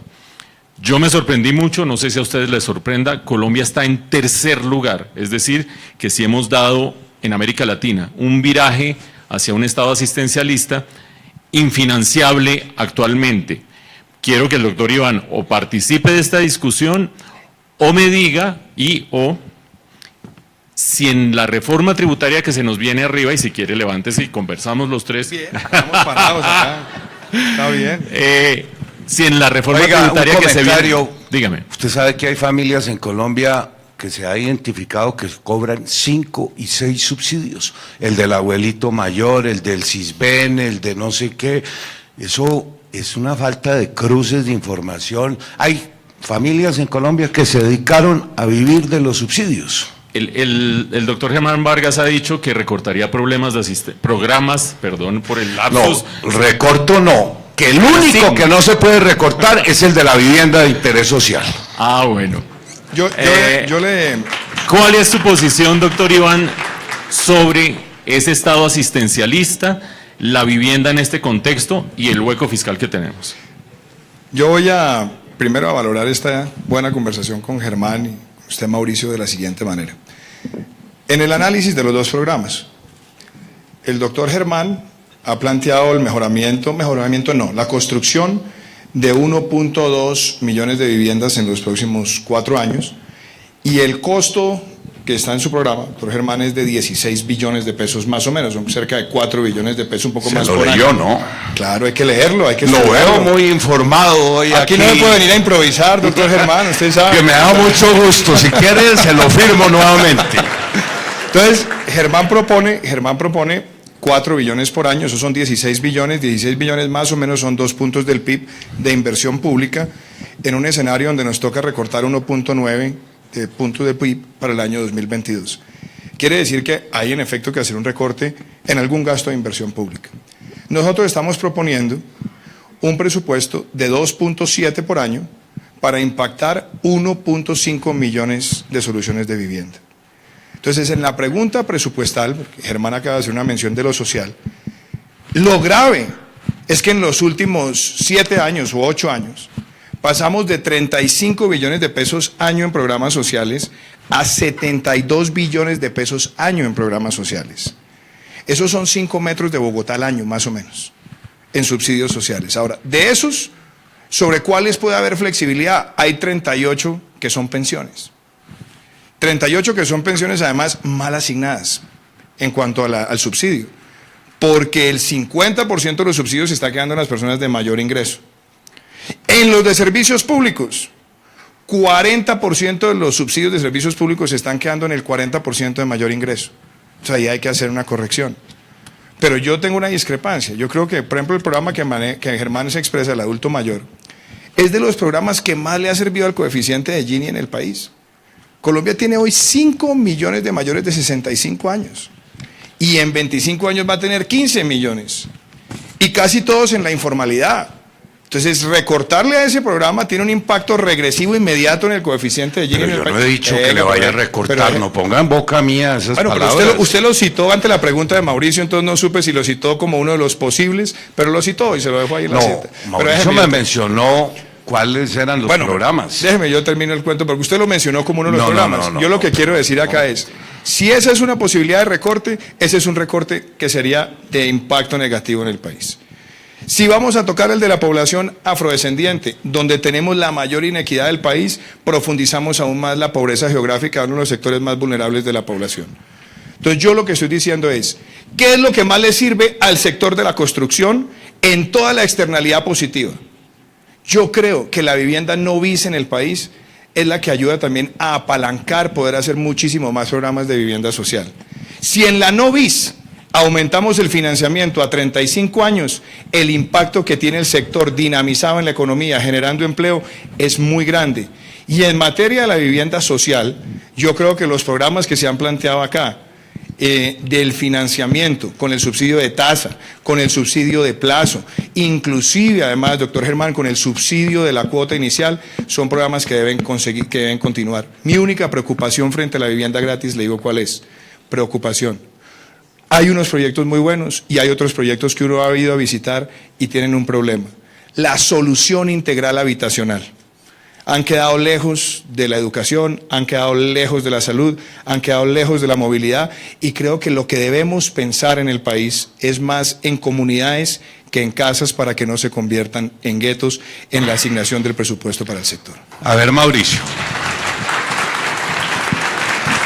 No vaya a caer, mi querido amigo Iván, en lo que cayó el doctor Oscar Iván Zuluaga, en emprenderla contra el programa de vivienda gratuita. No la ha emprendido contra el Bueno, hace bien, pero me da la impresión de que no lo valora en su conjunto. Le repito, en este país hay 1 millón como mínimo de hogares cuyos ingresos no llegan difícilmente a 200,000 pesitos mensuales. La vivienda gratuita para estos segmentos es la única posibilidad que tienen de tener un techo propio. Así lo quiero reiterar en la tarde de hoy. Es un esfuerzo que el Estado tiene que continuar en lo rural y en lo urbano. De manera que eso es una primera observación que yo haría. Segundo, no ponga en boca mía, sobre todo delante de las cámaras, como si yo hubiera dicho que iba a acabar el programa de los abuelitos mayores. Hay 1.500.000 abuelitos que hoy viven de ese modestísimo subsidio, que por demás es infeliz, 72,000 pesitos cada 2 meses, el 11% de un salario mínimo. Y si no lo tienen presente, hay 200,000 adultos mayores que aún, estando en condición de vulnerabilidad, no han accedido a ese subsidio. De manera que esa precisión también es importante. Y déjeme recordarle que el propio Ministerio de Vivienda, con los excedentes del programa de las viviendas gratis, sin apelar a ningún otro ministerio, porque todo el mundo incumplió sus compromisos en materia de equipamientos y de dotación y de seguimiento de estos programas, con sus propios recursos, los excedentes de este programa, uno de los pocos en Colombia que no tuvo un solo siniestro por la modalidad en que se contrató: casa entregada, casa pagada, 0 anticipos, 0 adiciones. Con esos excedentes construimos, digo construimos porque ese programa de equipamientos también lo pusimos en marcha, ciudades integrales. Todo conjunto de más de 500 unidades fue beneficiario de un megacolegio.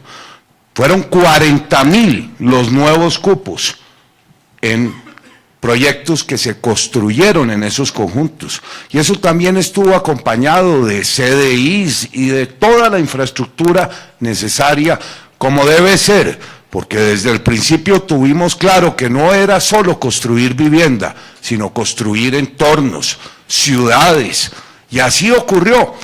Déjeme también mencionarle, construimos más cupos escolares que el propio Ministerio de Educación durante la vigencia de ese programa. Doctor Germán y doctor Iván. Sí, por supuesto que sí. Para mí es muchísimo más enriquecedor para el auditorio este tipo de conversaciones que la pregunta puntual con la respuesta de 30 más segundos. Jugoso. Por eso estoy, claro, por supuesto, más jugoso. Estoy siendo flexible, pero la doctora Sandra propuso 4 pilares. Entonces, una última réplica. Ustedes que conocen la propuesta de Camacol saben que los 2 primeros pilares son los más complejos y jugosos.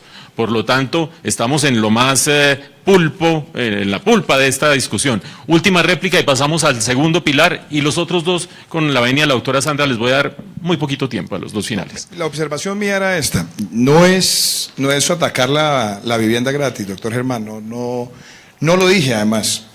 Lo que yo sí Como dije, no dije yo lo de los abuelitos. pero usted lo puso en la lista, yo no le puse la otra en la lista. Pero mi observación es esta: la vivienda gratis, por supuesto, tiene un impacto en lo social, sin lugar a dudas, pero miremos el universo completo. El universo completo de déficit cuantitativo y cualitativo del país son 4.5 millones de hogares.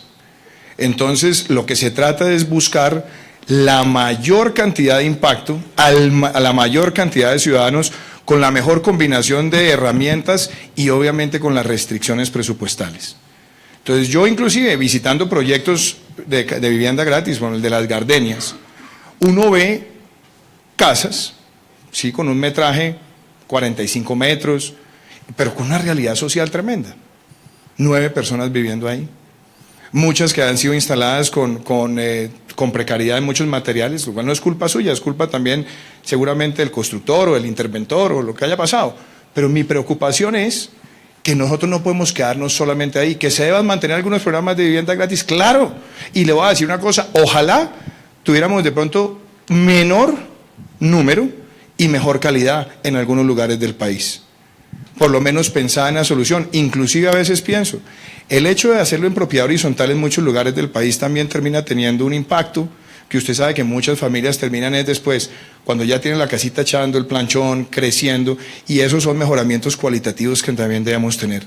Pero si queremos es que el sector de la construcción como un todo impacte favorablemente en la economía, genere empleo, demande materiales, también toca plantear lo que estoy diciendo yo de la no bis, porque si nos quedamos solamente con la vivienda gratis, eso no va a reactivar un sector que tuvo un decrecimiento el año pasado. Muy bien. Pero nuevamente, perdón Mauricio, nuevamente pone en boca mía algo que no he afirmado. Mi programa no es, ni se limita a la construcción de la vivienda gratuita. Yo hablé claramente que serán 600.000 unidades de vivienda de interés social, 150.000 gratuitas, y la oferta, como ya lo hicimos en los años anteriores, también se extiende a las personas de 1 salario, de 2 salarios, de 3 salarios, de 4 salarios, al sector formal, al informal, de manera que es una propuesta que de las 600.000 unidades, el programa de vivienda gratuita se limita a 150.000. Muy bien. Muchas gracias a los dos por ese mutuo respeto y respeto con el auditorio en los tiempos, en el diálogo, en la calidad de la discusión. Este segundo pilar de los 4 va a ser el otro central. Los otros 2 los vamos a pasar muy rápidamente en aras del tiempo. Aquí también vamos a tener, en este caso, 4 minutos para cada respuesta. Y este segundo pilar se refiere a promoción al lado de la oferta. Hemos hablado bastante de la demanda, se refiere al lado de la oferta. Promoción de proyectos de construcción y seguridad jurídica.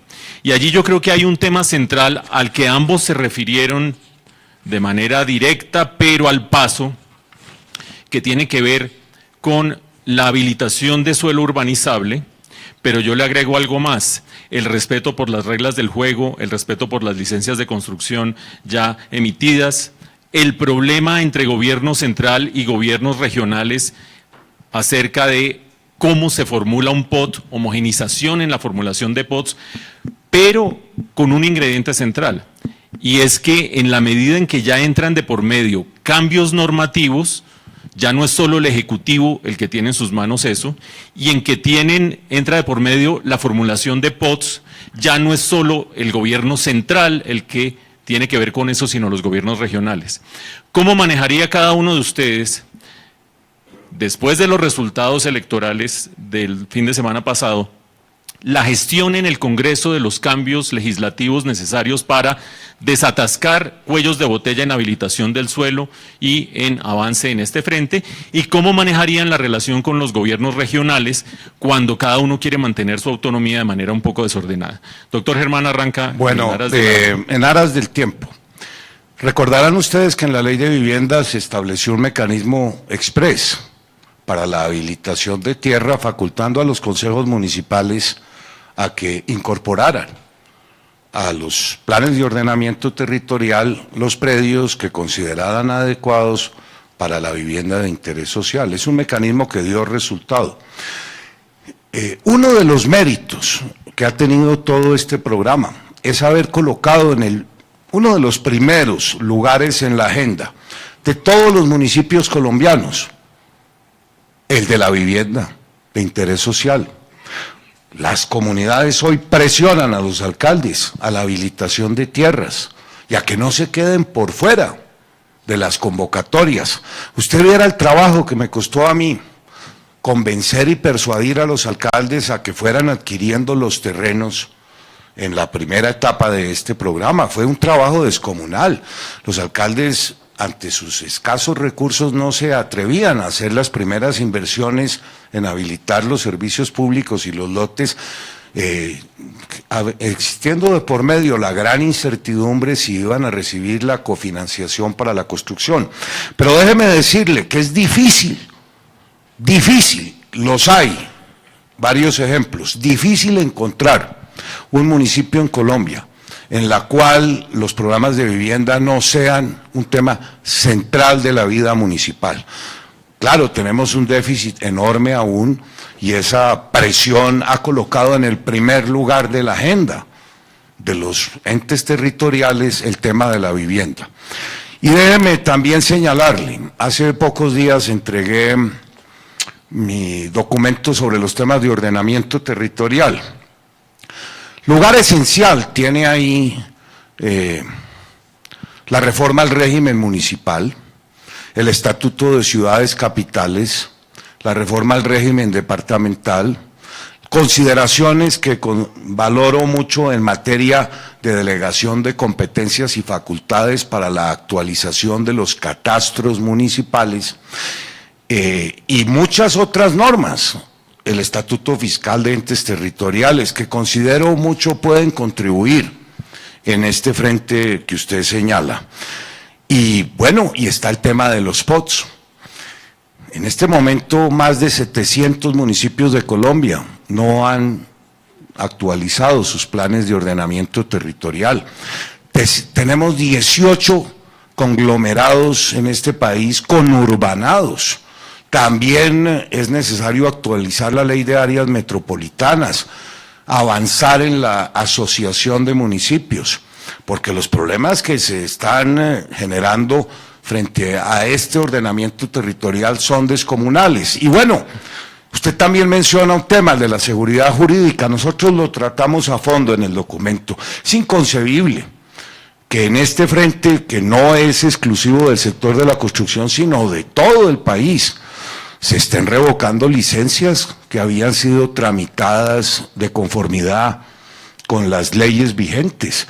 Imagínense lo que es un proyecto en comercialización, que le revoquen la licencia mediante una alcaldada, a lo que eso da lugar a múltiples demandas, a una incertidumbre creciente en los temas de seguridad jurídica, que le repito no son exclusivos del sector, pero que sí es un problema que atañe a todo el país.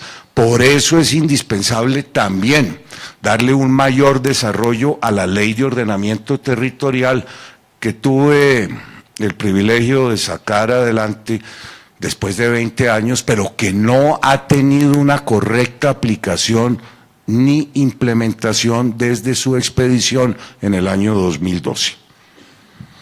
Doctor Germán, no se dejó picar la lengua sobre su potencial relación con el nuevo Congreso. No sé si quiere dejársela picar. Bueno, yo no soy parlamentario. No, pero si usted llegara a ser presidente, este Congreso nuevo le da una información de composición. Mauricio, ya le demostré a este país cuando fui ministro del Interior y logré sacar en un año más de 100 iniciativas y no de menor importancia. Fui parlamentario y senador 16 años y presidente de esa corporación. De manera que el próximo gobierno, si yo soy el presidente, le puedo garantizar que no tendrá ninguna dificultad en el Congreso y con cero mermelada. Muy bien. Doctor Iván, ahí tiene los dos balones en el área. Déjeme, yo empiezo con el primer balón y después entramos al área 4 minutos en el reloj, por favor. El primer tema, Con Gracias. el doctor Germán hay una coincidencia sobre la necesidad de ampliar el área urbanizable en el país. El doctor Germán en su plan propone 13.000 hectáreas, nosotros estamos proponiendo entre 16.000 y 20.000. Ustedes me van a decir, ¿es ambicioso? Yo les diría, no, es razonable sobre los siguientes criterios. Las 10 ciudades capitales de Colombia tienen aproximadamente unas 400.000 hectáreas. Eso quiere decir que la meta que nos hemos trazado es de urbanizar el 5%, solamente tomando como referencia las ciudades capitales del país. ¿Cuáles son las decisiones importantes que hay que tomar? Hablemos de los territorios urbanos en las áreas por consolidar, no consolidadas. Ahí hay que buscar, desde el punto de vista normativo, que el Estado trabaje con el ente territorial y le diga, está bien, hagamos el inventario, levantemos bien la información. Se levanta bien la información y el gobierno nacional dice, pongo el 70% para esa habilitación. Y el otro 30%, póngalo de las regalías, para no afectar los recursos directos de los municipios. ¿Eso qué permite? Primero, pues claro, hacer esa primera ampliación. En los urbanizables, en la categoría de residuales, yo veo que tenemos que resolver un problema y es la calidad de la información, porque no todos los entes territoriales tienen un buen levantamiento de las áreas residuales que perfectamente podrían tener una agenda de mejoramiento e integración al desarrollo. Entonces, yo pensaría que con esas dos iniciativas podemos ser un poco más ambiciosos en eso. Lo segundo, y sí voy a tocar el tema de los POT. Los POT, con todo respeto, se ha vuelto una caja negra. Aquí hay muchas personas que lo saben. Llegan contratistas, amigos del alcalde, los concejales, y entran y manejan los planes de ordenamiento a su antojo. Yo celebro que aquí esté el senador Galán, que ha venido denunciando esto desde hace tiempo. Yo le dije que lo quería acompañar en esa iniciativa y creo que es algo que el país tiene que denunciar, dónde están esas mafias. Tercero, para que los POT no se manejen de manera alocada, lo que hay que garantizar es que la autoridad ambiental pueda hacer una efectiva supervisión. Porque lo que es absurdo es que hay muchos lugares del país donde se están otorgando licencias de construcción manejadas por mafias asociadas con esos sectores políticos que terminan haciendo megaconstrucciones sin haber garantizado el acceso al agua o el manejo de los residuos y terminan generando un problema ambiental de largo plazo en el país con graves repercusiones. Yo creo que ahí tenemos que ser muy claros en desarmar esas estructuras y que los planes de ordenamiento vayan muy bien articulados con los lineamientos de la autoridad ambiental. Y en el tema parlamentario, yo no tengo tantos años en el Congreso como el del doctor Germán, pero sí tengo 4 años como senador y he logrado sacar desde la oposición varias leyes consensuando, escuchando y sin sacrificar los principios. Nosotros tenemos que llegar al Congreso el 7 de agosto con un muy buen plan de reformas y un plan de reformas que venga respaldado con unas buenas mayorías parlamentarias, consolidando unas coaliciones donde lo que prime sea el interés del país y no la repartija de clientelas y mucho menos la repartija de contratos. Yo le pienso presentar al país el primer presupuesto con todas las partidas, absolutamente todas, abiertas al escrutinio del ciudadano y no las que tienen partidas globales por regionalizar, que es lo que se traduce en mermelada, que es la caja menor de cambiar votos por dinero o por contratos. Muchas gracias, doctor Iván.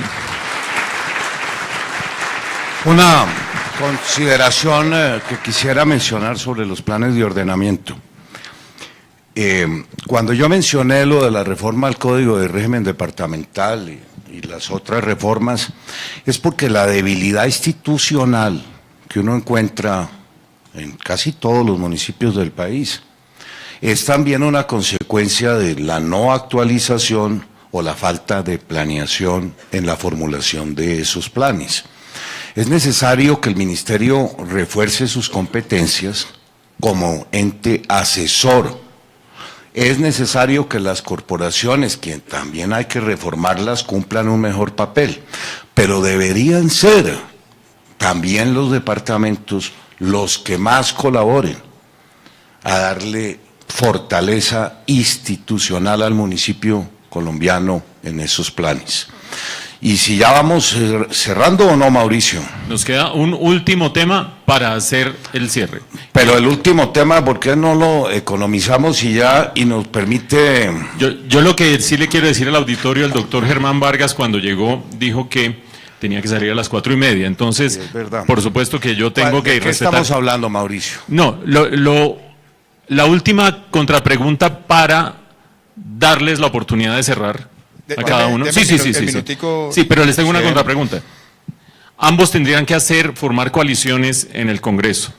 Pero usted ¿Bajo nos quiere qué? meter en el tema político. ¿y de qué se trata una campaña? No, pero... A ver, doctor Su Iván. coalición. Antes del tema político, déjeme decir Bueno, una cosita. puntualice eso y les hago Sí, no, la pregunta. una cosita, de la una cosita coalición. que quería hacer la referencia sobre el tema de seguridad jurídica. Adelante. Déjeme plantearlo integralmente. El país no puede seguir con esa modificación normativa permanente que además repercute también en este sector. 14 reformas tributarias en 25 años. El país no puede seguir viendo 68.000 resoluciones en los últimos 15 años. Más de 17.000 decretos, más de 2.000 y pico de circulares, y este es uno de los sectores más hiperregulados que hay en Colombia. Yo creo que lo primero que hay que también buscar es una muy buena condensación y actualización normativa, y también decirle al sector en materia de seguridad jurídica que cualquier nuevo trámite que alguien presente o cualquier nueva regulación tiene que aplicar la norma que ha sido exitosa en otros países, que es eliminar 3. De manera que le demos más transparencia al sector, y yo creo que en la medida que haya más transparencia, menos riesgos hay de actitudes extorsivas por parte de quienes otorgan licenciamiento en el país. Muchas gracias, doctor Iván. Bien. Vamos a la última intervención de cada uno. Les quiero proponer que cierren qué les dejó esta conversación, qué ideas buenas le vieron a su interlocutor, qué ideas buenas se vieron a sí mismos, en 5 minutos, arrancando por qué opinan de tener en la coalición parlamentaria, en caso de ser presidente, doctor Iván a Cambio Radical, doctor Germán al Centro Democrático. ¿Quién arranca? Arranca el doctor Germán, que llevó 4 periodos en el Congreso. Tiene 5 minutos para su intervención final. Bueno, como ya les decía, quiero también recomendarles que, tal como lo hizo Iván, se lean este documento que les envié hace ya algunos meses. Agradecerles a las personas que me contribuyeron mucho a su formulación. Yo creo que aquí se condensa una política viable, financiable, que ha sido exitosa en estos años. Yo le daría continuidad a la política que pusimos en marcha, y lo haríamos con metas más ambiciosas y con la experiencia ya adquirida. Sobre el tema de las coaliciones, bueno, me quedan 4 minutos. Estabilidad jurídica. Yo comparto, este país en todos los sectores sufre de gran inestabilidad jurídica. En los documentos que he venido exponiendo sobre lo que debería ser la reforma a la justicia, quiero insistir en varios temas relacionados con eso y lo hago en un minuto. El primer pilar de la reforma a la justicia versará sobre los temas de seguridad jurídica. Yo creo que es conveniente insistir ante el Congreso en hacer una reforma que consagre el precedente judicial como fuente obligatoria en materia de interpretación de la ley. Este será un gran avance, y que le dé a las reformas en materia tributaria y en materia penal casi que el carácter de estatutarias, para que no entren a regir antes de surtir el control de constitucionalidad. Quisiera también que dentro de esas reformas se contemple la posibilidad de ponerle un límite a los choques de trenes entre la Corte Constitucional y las jurisdicciones especializadas. Crea gran inseguridad jurídica en este país que asuntos que se están tramitando ante la jurisdicción especializada sean fallados en incidentes de tutela. Frente a los temas de las alcaldadas, yo fui el ponente de la ley de acción de repetición. Qué bueno sería que esa acción se haga un mejor uso de ella, que las personas que van a cometer actos arbitrarios sean llamadas en garantía a responder por las consecuencias de sus decisiones cuando se producen estos hechos. Y qué bueno también que podamos avanzar, y en eso coincidimos, en la eliminación de la sobreregulación y de los trámites innecesarios. ¿Usted no cree, Mauricio, que yo tengo una gran frustración después de haber logrado que el Congreso aprobara facultades extraordinarias para la eliminación de trámites, el ver que se redujeron en 1.800 los trámites al interior del Estado y que luego se permitió que la burocracia se reinventara la gran mayoría de todos los trámites que fueron eliminados en ejercicio de esas facultades extraordinarias? Claro que tenemos sobreregulación. Otra de las grandes propuestas es la codificación sectorial de la normatividad vigente. Me queda un minuto y le diría que más allá de la normal emulación y de la controversia en este debate, el próximo presidente de Colombia va a tener, si quiere implementar todo este conjunto de reformas, que necesariamente avanzar en coaliciones que le permitan tener gobernabilidad. Todo el mundo propone muchas iniciativas, muchas reformas, pero nadie individualmente obtuvo en las elecciones del domingo pasado más del 20% de la representación en el Senado y una proporción similar en la Cámara.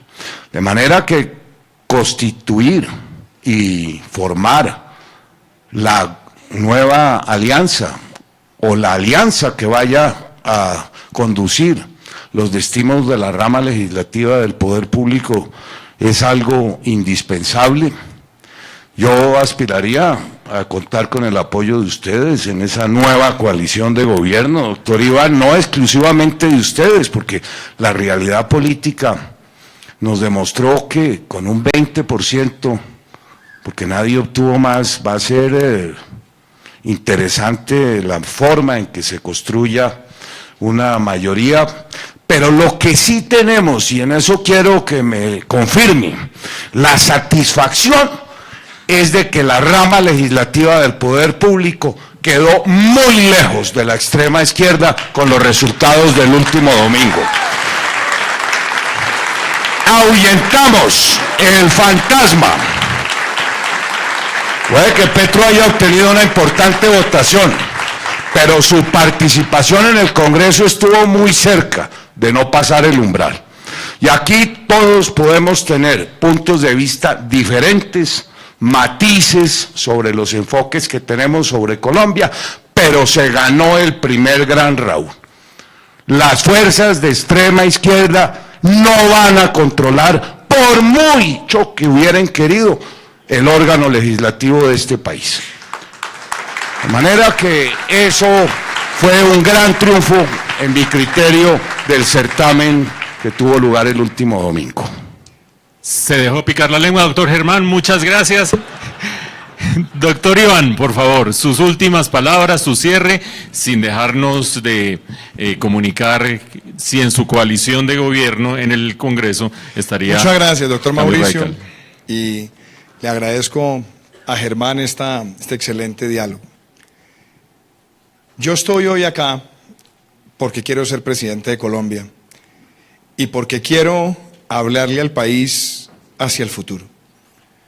Hoy nos hemos dado cuenta que se puede tener un debate tranquilo, sincero, respetuoso, con semejanzas y con diferencias, pero diferencias que se pueden manejar con el tono y con el respeto, porque lo que no podemos dejar bajo ninguna circunstancia es que este país se apodere de ese discurso, del odio de clases, de la estigmatización de sectores, de los que quieren simplemente generar la animosidad negativa del pueblo colombiano, porque eso lo único que hace es destruir. Yo vine hoy a hablarles del sector de la construcción, pero el sector de la construcción no es indiferente al resto de cosas que pasan en el país, y si no arreglamos los temas de legalidad en este país, el sector de la construcción no va a prosperar. Y por eso yo le hablo a los colombianos de legalidad. Y legalidad es que la ley se cumpla.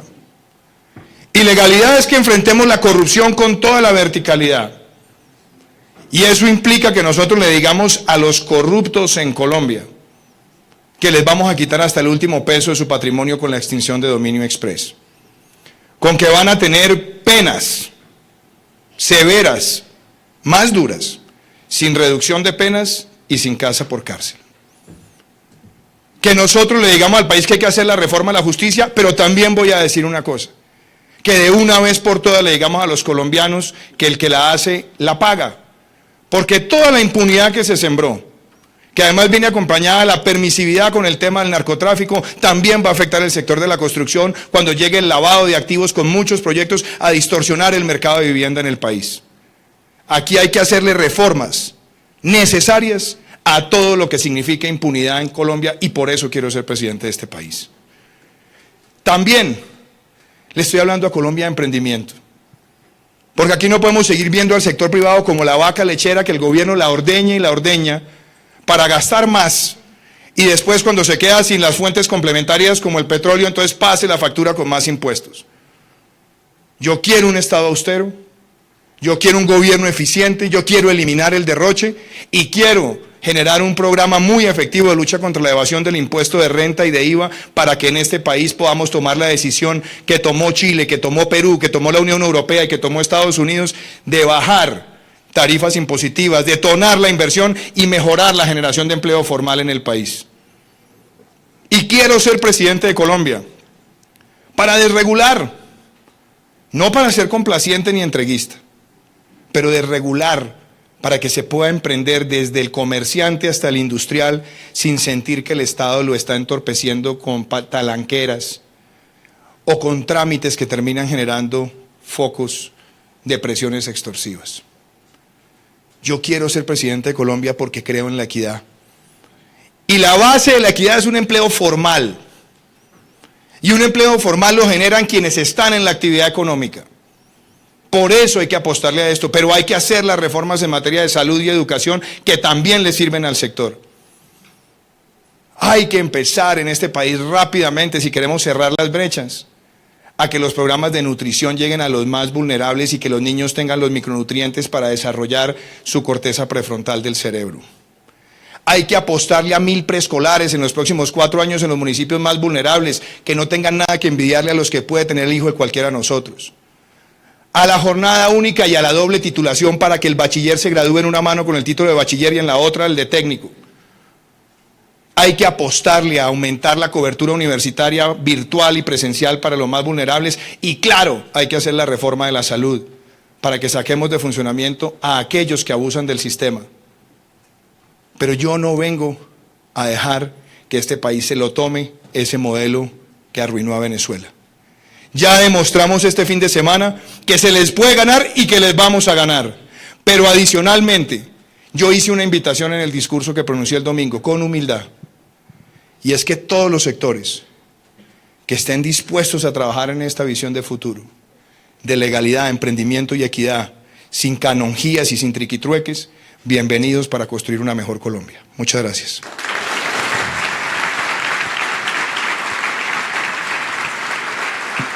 Muchas gracias. Muchas gracias, doctor Iván. Una cosa muy interesante de este leal y respetuoso diálogo que han tenido los dos candidatos es que se inspiran mutuamente. Hay 2 minutos finales para el doctor Germán que me pidió, y si usted quisiera hacer unos últimos 2, está muy bien, pero si usted considera que ha dicho todo lo que tiene que decir, estaría bien. Doctor Germán, 2 minutos, por favor, que usted mismo me dijo que se tenía que ir. Sí. Iván, por supuesto, aprovechó este tiempo y lo felicito para exponer todo su programa de gobierno. Yo en 1 minuto no lo alcanzo a hacer, pero le recomiendo, y es mi invitación, a que se lean 25 documentos de política pública en los cuales venimos exponiendo todo el conjunto de nuestras propuestas para ponerlas en marcha a partir del 7 de agosto. Aprovecho este minuto. Mi lucha frontal contra la corrupción lleva más de 30 años. Usted mencionaba la extinción de dominio. Fui yo quien tuve que sacarla adelante. El más poderoso instrumento. Usted sabe por cuánto ganamos en ese momento, por un voto. Qué difícil fue. Un instrumento que se ha desechado, solo se le ha aplicado al narcotráfico, pero no a los bienes de la corrupción. Fui el ponente y autor de los 2 estatutos anticorrupción. Este país tiene un arsenal de normas, una artillería, falta aplicarlas. Pero no solo me limité a la formulación, siendo parlamentario, de 49 iniciativas, que me haría muy extenso en mencionarlas, sino cuando tuve la oportunidad de ser funcionario de la rama ejecutiva, también le demostré a este país, en los temas de la vivienda y del agua potable, que era posible ejecutar los recursos del gobierno. 350 proyectos se pusieron en marcha, no hay una queja de corrupción. Tengo la asamblea de testigos de la forma en que se licitaron esos proyectos, porque nunca permití la intervención de ningún parlamentario, de ningún gobernador, de ningún alcalde en la ejecución de los mismos. Principio que luego también llevé a la área de la infraestructura, de manera que en los temas de corrupción y de lucha contra la corrupción sí que tenemos un pasado como legislador y como ejecutor que mostrarle a Colombia. Todos ustedes son testigos de que no hubo una sola queja ni reclamo en la billonaria inversión que pusimos en marcha. Y eso en el Estado colombiano deja mucho que pensar. Muchas gracias, doctor Germán. Y su última y puntual intervención, doctor Iván, que ya Bianca se va Solamente la cargo. cuñita, ya que Germán les mostró el documento, los quiero invitar a que tengan el libro nuestro que se llama Indignación de la visión de país, y hoy salió el nuevo libro que se llama El futuro está en el centro. Muchísimas gracias. Bueno, este es el momento de posar para las fotos, señores candidatos. Muchas gracias a ustedes. Cómodos nos sentimos. Muchas gracias. De verdad. Extraordinaria asistencia y espero, me sentí muy cómodo, de verdad. Mil gracias. Lamentamos la ausencia de nuestros candidatos. ¿O no? Saludos a Luz María, Germán. Gracias. Bueno, en nombre de Camacol damos las gracias a los doctores Iván Duque y Germán Vargas Lleras, candidatos a la presidencia de la República 2018-2022. Muchísimas gracias por su participación en este primer foro sectorial Construyendo Colombia. Igualmente agradecemos a nuestro moderador Mauricio Reina, muchísimas gracias. Agradecemos a quienes nos acompañan vía streaming, donde hemos tenido más de 10,000 visualizaciones y 2,000 más a través de Facebook Live. Muchísimas gracias. Un saludo a todos los que nos acompañan vía streaming. Esperamos entonces a que los candidatos se retiren y continuaremos entonces. Muchas gracias nuevamente a los candidatos por acompañarnos aquí. Productividad y sostenibilidad como fuentes de desarrollo sectorial harán parte de los ejes temáticos del evento que reúne a los principales actores de la cadena de valor de la construcción en el país. Productividad sectorial, tendencias en la inversión inmobiliaria, cambio tecnológico en la construcción, la eficiencia y modernización en la gestión de las ciudades y municipios del país, entre otros, formarán parte de este espacio donde los líderes empresariales, academia, gobierno local y nacional discutirán sobre la dinámica de un sector que transforma la economía del país y aporta a su desarrollo social.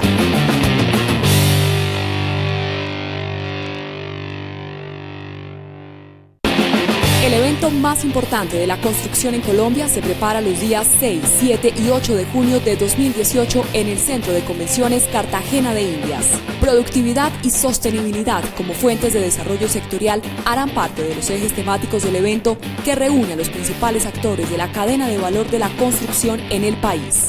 Productividad sectorial, tendencias en la inversión inmobiliaria, cambio tecnológico en la construcción, la eficiencia y modernización en la gestión de las ciudades y municipios del país, entre otros, formarán parte de este espacio donde los líderes empresariales, academia, gobierno local y nacional discutirán sobre la dinámica de un sector que transforma la economía del país y aporta a su desarrollo social.